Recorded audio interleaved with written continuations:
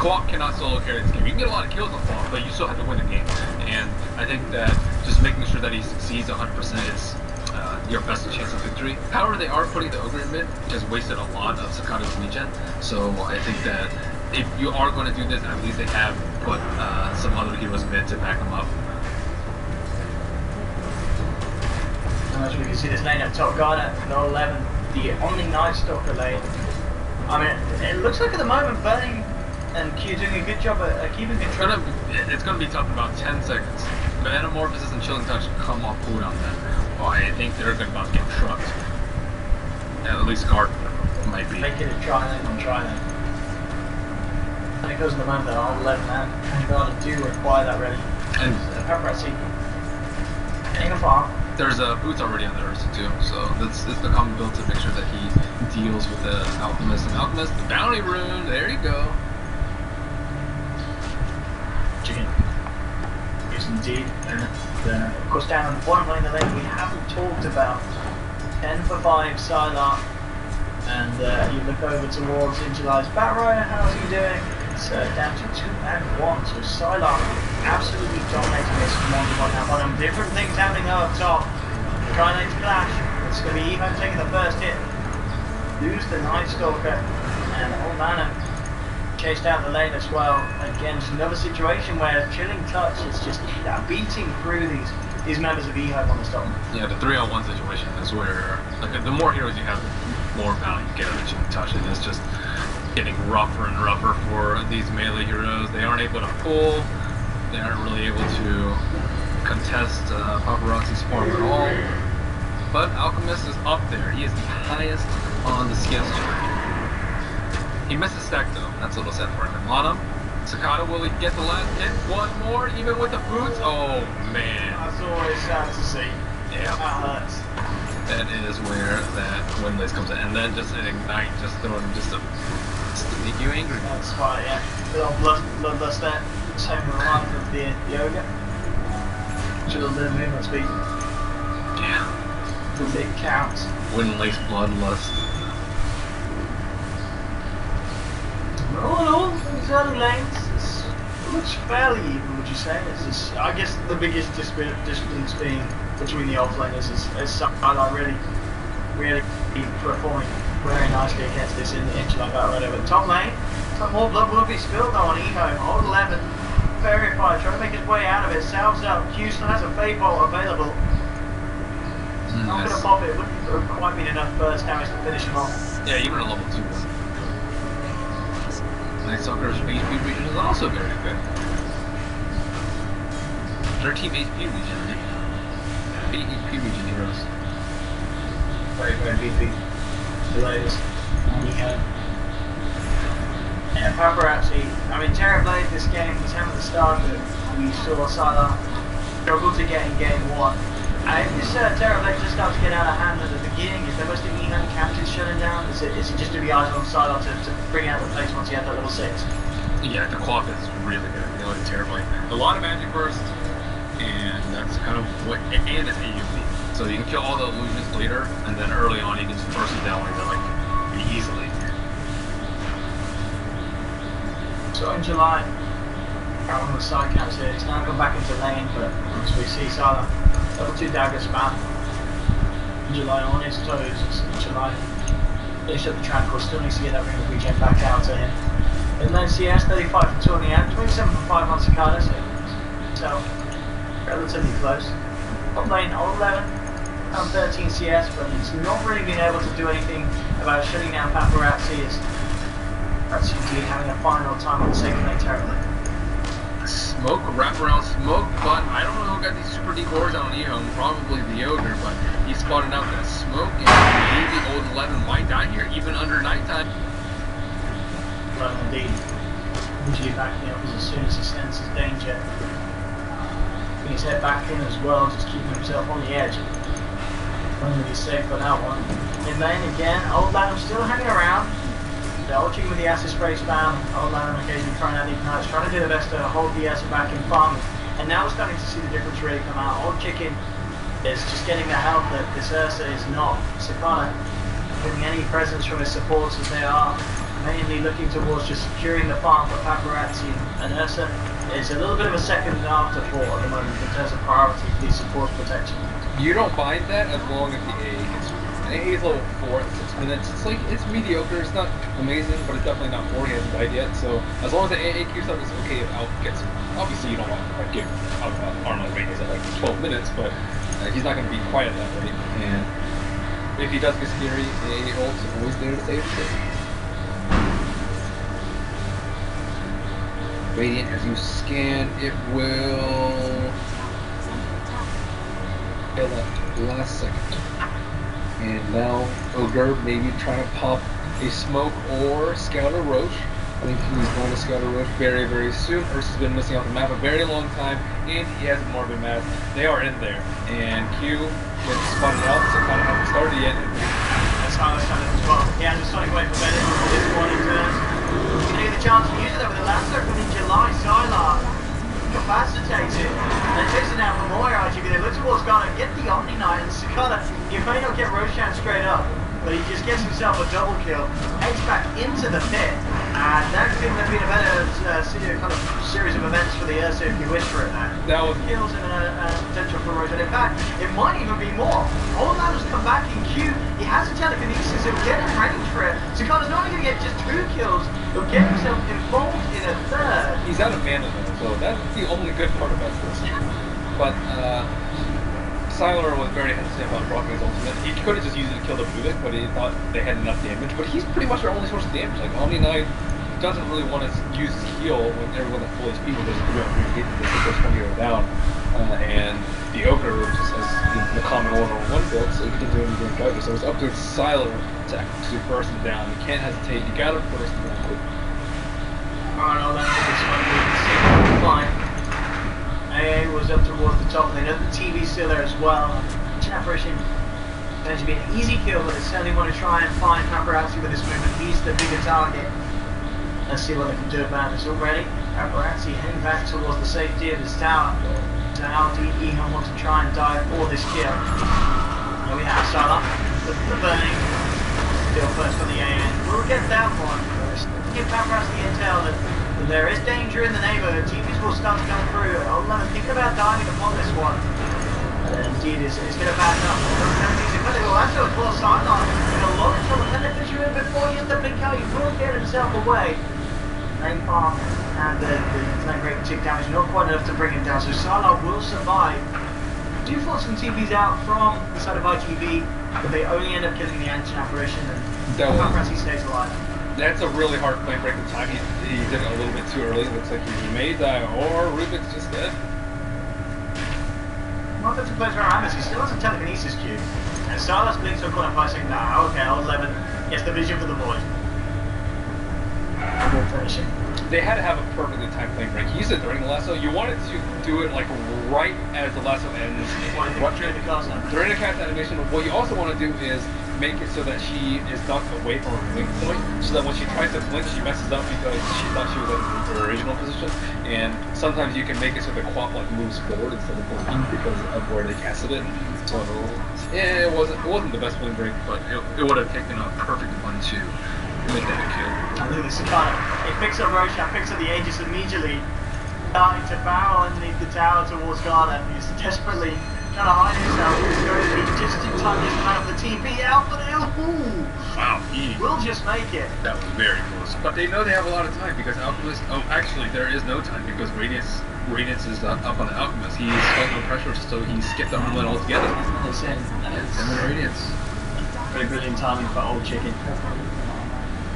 And another bounty room. Dang. Fire, man. This is going to be the close game that we hope for in game 3. Both teams certainly have good things going for them at this stage in the game. Swam being the main one really for Ehome, and then obviously over on the side of IGV they found the Paparazzi. He's getting the space, he's taking towers. Actually opens the network now to check the status, and that just goes to show how well Old Chicken really is farming. He's already a clear 3k ahead of anyone else in the game. Paparazzi is top of the team on IG Vitality, but yeah, Old Chicken, really the star of the show in India. Do now have level 6 up on Burning. maybe this is where we start to see the fortunes turn for the Alchemist.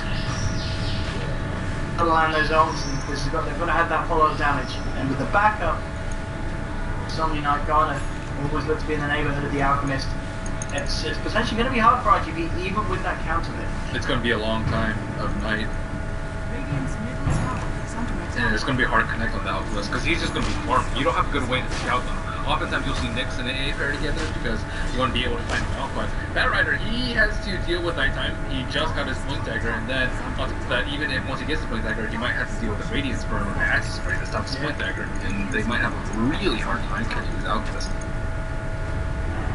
But it looks like they're going to smoke with the fresh Blink on In July. Burning is there to back him up with the Ancient Apparition Ice Blast, and as you scan, expecting a Alchemist to be farming there, but he is in vision of creeps, and they are. This is a risky play. They need to drop the high ground ward so they don't get completely boned.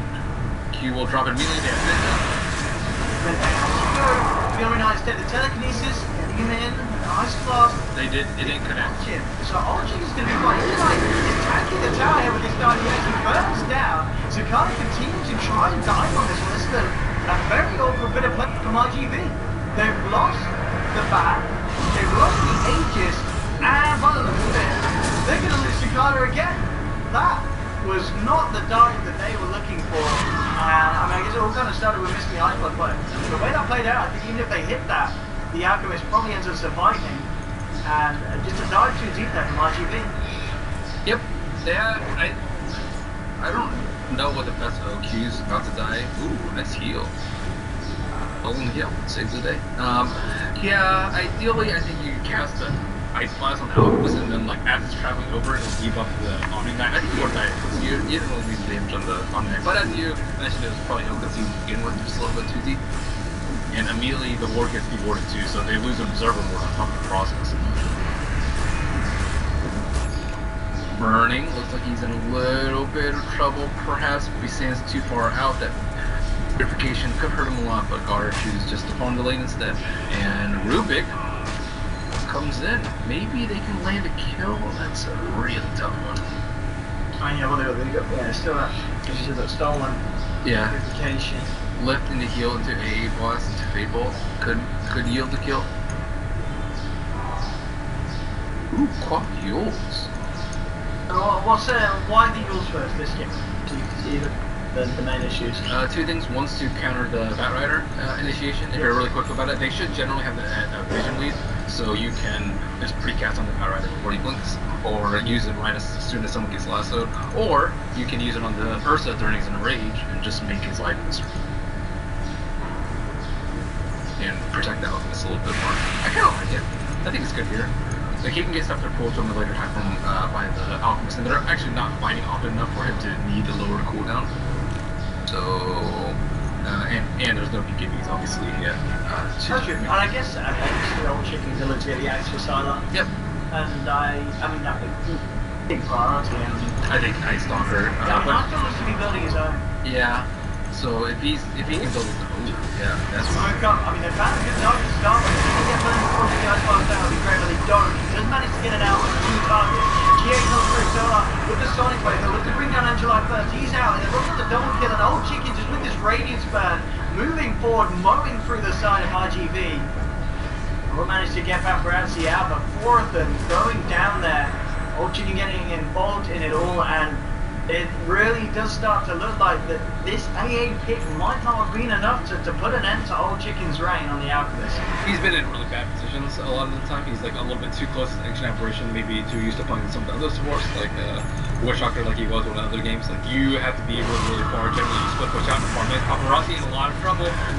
Well, it is not until they want to be given up. Paparazzi. Oh, I saw him gassing it.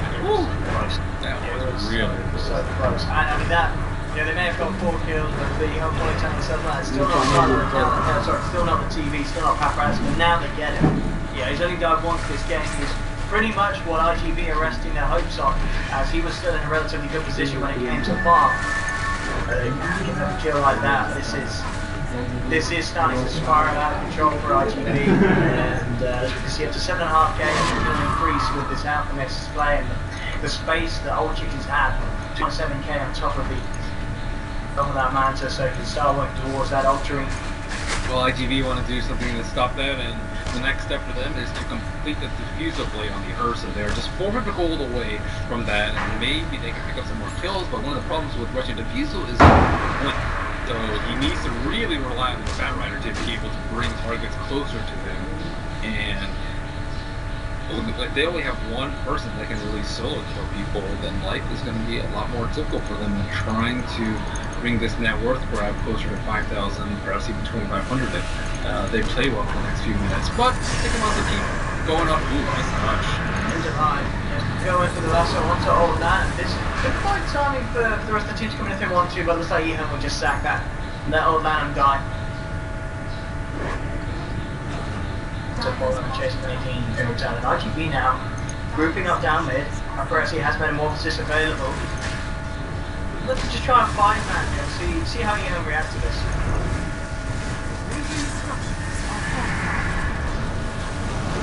Chicken. You know, running up with Gotcha, and he will start to do so. Now with the Silence of Paparazzi, massive amount of trouble.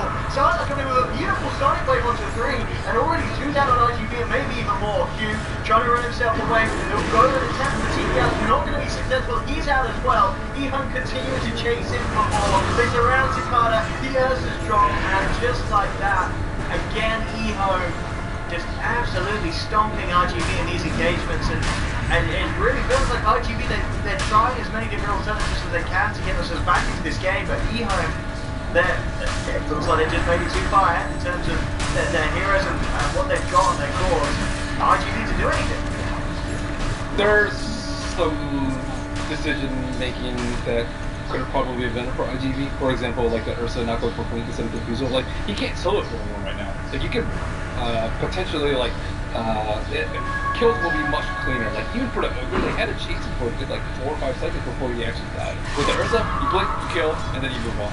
The Repel and GA aren't actually an issue right now. So the Diffusal might have been a little bit more premature, thinking that Omnight's going to be a problem much sooner than he actually is. I do think the Repel's going to be way more useful for them later, but right now the Alchemist is way too big and bad. Sylar owned the Bat Rider in the lane, and those two are the main ones that they need to focus on taking down at this point in the game. And Roshan, of course. Roshan, they desperately. Absolutely. And they may have the chance to take it, but already Ehome's positioning in the jungle, they can certainly get open contest. As you said, IGB really rushing on to get that well there. Ehome with the smoke here to make sure that there's not going to be a chance for that to happen. Already moving across to line the front lines of it all at the moment. Let's get himself far enough away with the Fireflies. Cicada lagging behind here, and old Levin running the only with the boy. Cooked already been cooked up by old Chicken.